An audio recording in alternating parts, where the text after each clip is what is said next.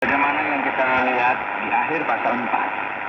Ada hal-hal yang paling dikhawatirkan oleh orang-orang Tesalonika, oleh gereja yang baru saja bertumbuh ini. Gereja yang sangat baru dan mereka begitu khawatir dengan apa yang akan terjadi pada masa depan mereka, yaitu kehidupan setelah kematian. Paulus akan memberikan sebuah kalimat eskatologis yang alkitabiah, yang memberikan referensi tentang akhir zaman. Dan ia juga mengatakan bahwa hari Tuhan juga akan datang. Kuasa di mana Allah akan datang kembali untuk mengakhiri secara umat manusia. Dan dalam pasal 5 dari kitab pertama Tesalonika ini, Paulus akan memberikan kelanjutan tema ini. Pasal 5 dimulai dengan tetapi zaman dan masa saudara-saudara tidak perlu dituliskan kepadamu, karena kamu sendiri tahu benar-benar bahwa hari Tuhan datang seperti pencuri pada malam. Apabila mereka mengatakan semuanya damai dan aman, maka tiba-tiba mereka ditimpa oleh kebinasaan, seperti seorang perempuan yang hamil ditimpa oleh sakit bersalin.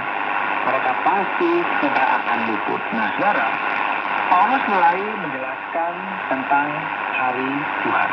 Hari Tuhan merupakan sebuah gagasan yang muncul jauh di dalam Perjanjian Lama, dan ini merupakan hari di mana Sang Ilahi campur tangan dan penghakiman Allah akan melanda seluruh bangsa yang memusuhi Israel pada masa itu. Ini merupakan gagasan yang sama yang ada di dalam Alkitab, dan ketika kita memperhatikan hal ini dalam Perjanjian Baru dengan segala arti yang terkandung di dalamnya. Dalam Perjanjian Baru, hari Tuhan merupakan hari di mana Sang Ilahi campur tangan dalam sejarah umat manusia.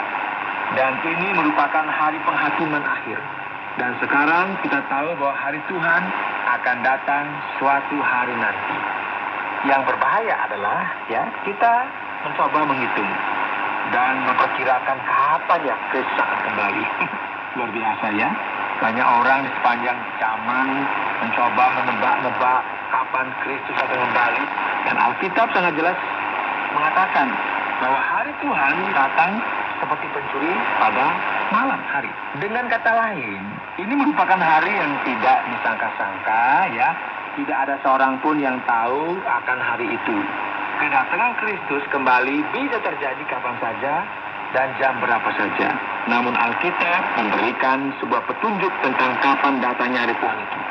Dikatakan bahwa akan ada perasaan aman yang salah dari dunia ini. Ketika ada orang yang berpikir demikian, ketika dunia percaya bahwa manusia memiliki kemampuan untuk menjamin masa depan mereka sendiri, maka pada waktu itulah Allah akan datang pada saat yang tidak diharapkan.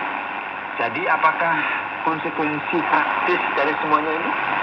Apa yang kita perlu pelajari mengenai kedatangan Kristus kembali? Perhatikan ayat 4. Tetapi kamu, saudara-saudara, kamu tidak hidup di dalam kegelapan, sehingga hari itu tiba-tiba mendatangi kamu seperti pencuri. Karena kamu semua adalah anak-anak terang dan anak-anak siang. Jika bukanlah orang-orang malam atau orang-orang kegelapan. Ya. Lalu menggunakan metafora, kiasan mengenai siang dan terang, yang berarti Kristus dan semua yang baik.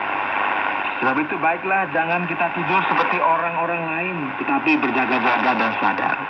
Nah, orang-orang yang ada di dunia ini, yang tidak menantikan kedatangan Kristus kembali, yang tidak memiliki ekspektasi ini atau pengharapan ini, hidup seakan-akan mereka sedang tidur dan tidak sabar akan semua kenyataan ini. Sebab mereka yang tidur waktu malam, dan mereka yang mabuk waktu malam. Paulus mengaitkan sikap ini sebagai sebuah sikap yang jauh dari realita eskatologi dan sama sekali tidak peduli terkait dengan kedatangan Kristus kembali dengan bertindak sebagaimana yang dilakukan oleh banyak orang di malam hari, yaitu apa? Hidup dalam dosa dan tidak mau berpikir mengenai hal ini. Tapi kita, ini perhatikan, Paulus menggunakan kiasan yang sama, berkata yang adalah orang-orang siang.